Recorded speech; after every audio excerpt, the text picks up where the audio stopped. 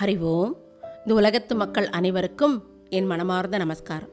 இப்போ இன்றைக்கி பார்த்தீங்கன்னாக்கா என்ன தெரிஞ்சுக்கலானாக்கா, பாராட்டுக்கு ஏங்காதே அப்படின்னு சொல்லிட்டு சொல்லப்படுறது. ஏன்னாக்கா மற்றவங்க என்னை பாராட்டணும், என்னை you are the great, you are the very good அப்படிலாம் நம்மளை அவள் பாராட்டணும், அவள் நம்மளை ப்ரைஸ் பண்ணணும். இது நல்லாயிருக்கு, அது நல்லாயிருக்கு, ஐயோ இது போட்டுண்டியா, இது நல்லா இருக்கே, இந்த ட்ரெஸ்ஸு அழகாக இருக்கே, ஐயோ you are looking so beautiful, நீ இவ்வளோ அழகாக இருக்கியே, இவ்வளோ கலராக இருக்கியே, உன் மூக்கு நல்லா இருக்கே, உன் கண்ணு நல்லா இருக்கே, இப்படியெல்லாம் கூட கேட்கணுன்ட்டு நிறைய பேர் ஏங்குறாங்க. இது தவறு அப்படின்னு சொல்லிட்டு பகவானே கீதையில் சொல்லியிருக்கார். ஏன்னாக்கா உன்னுடைய அழகை நீ பாராட்டிக்கோ, உன்னுடைய அறிவை நீ பாராட்டிக்கோ. உனக்கு கிடைக்கக்கூடிய வாழ்க்கையாக இருக்கலாம், உனக்கு ட்ரெஸ்ஸாக இருக்கலாம், நகையாக இருக்கலாம், அதை நீ போட்டு சந்தோஷப்பட்டுக்கப்பா. ஏன்னாக்கா மற்றவங்க அது பாராட்டுற அளவுக்கு அவளுக்கு மெச்சூரிட்டி கிடையாது. ஏன் அப்படி சொல்கிறாருனாக்கா, மற்றவர்களுக்கு என்ன ப்ராப்ளம்னாக்கா, அவள் தனக்கு இல்லையேன்னு கவலைப்பட்டு இருக்கா எல்லாருமே. அப்படி இருக்கிற சமயத்தில் எப்படி ஆப்போசிட் பர்சனை பாராட்ட முடியும்? இப்போ அம்மா குழந்தைய, ஐயோ நீ அழகாக இருக்க கண்ணா, நீ நல்லா ட்ரெஸ் பண்ணிக்கிட்ட, அப்படி பாராட்டுவாங்க, அது ஓகே. இல்லை கணவன் மனைவிக்குள்ளே ரேராக பாராட்டிக்கலாம், அது ஓகே. ஃப்ரெண்ட்ஸுக்குள்ளே ஏதோ கொஞ்சம் இருக்கலாம், பாராட்டலாம், அது ஓகே. ஆனால் நம்ம எல்லாருக்கிட்டையுமே நம்மளை மற்றவங்க ப்ரைஸ் பண்ணணும், பாராட்டணும், நம்மளை விசாரிக்கணும், நம்மளை கேர் பண்ணணும், இப்படி எதிர்பார்க்கும்போது என்னாகும், அவள் அந்த மாதிரி ஆப்போசிட்டில் அவள் அந்த மாதிரி நடந்துக்கலை, அவள் விசாரிக்கலை, பார்த்தும் பார்க்காம போயிட்டாங்க. அப்போ என்னாகும், இவளுக்கு மனசு எப்படி கொதிக்கும் தெரியுமா?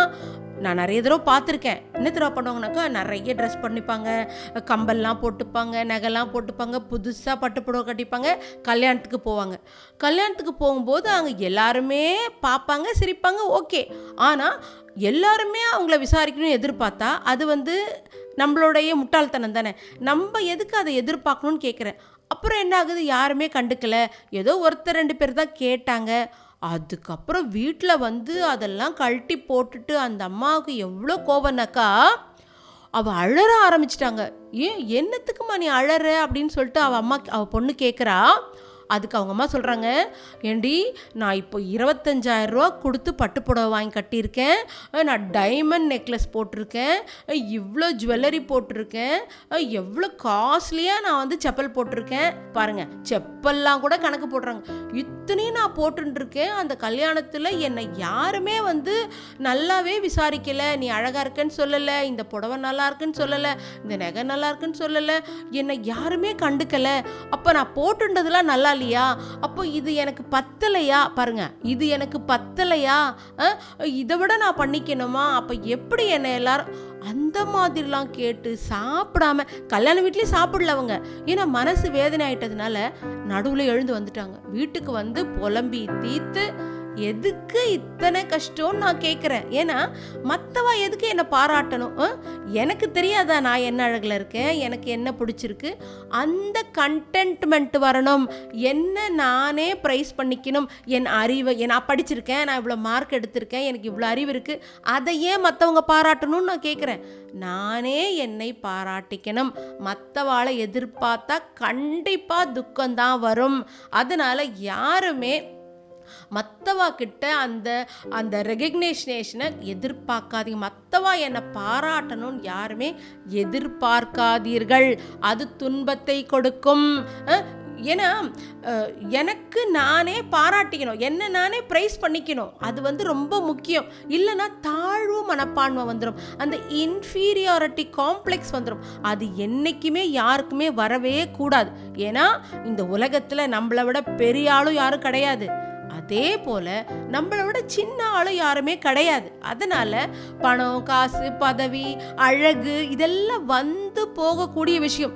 இன்றைக்கி நம்மக்கிட்ட இருக்கும், அடுத்த தடவை பார்த்திங்கனாக்கா வேற எங்கேயோ போயிடும். இந்த பணமே பார்த்திங்கனாக்கா நம்மக்கிட்ட தங்கவே தங்காது. நல்லா யோசிச்சு பாருங்க.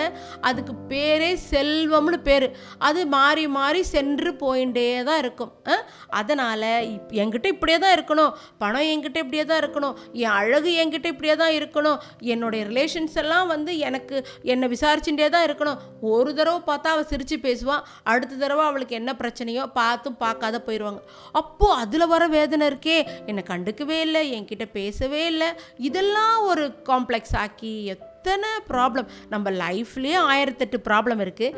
இது எதுக்கு தேவையில்லாத மற்றவங்களுடைய அந்த பிஹேவியரில் எதுக்கு நான் வந்து துன்பத்தை அனுபவிக்கணும்? அதனால் யாருமே மற்றவளை நீங்கள் பாராட்டுங்க, ஆனால் அவ என்னை பாராட்டணும் அப்படின்னு எதிர்பார்த்தாக்கா கண்டிப்பாக துன்பம் கிடைக்கும் அப்படின்ட்டு பகவான் கீதையில் சொல்லியிருக்காரு. இதை நம்ம எல்லாருமே இதை வந்து நாலேஜாக எடுத்துக்கலாம். ஹரி ஓம். குருவே சரணம்.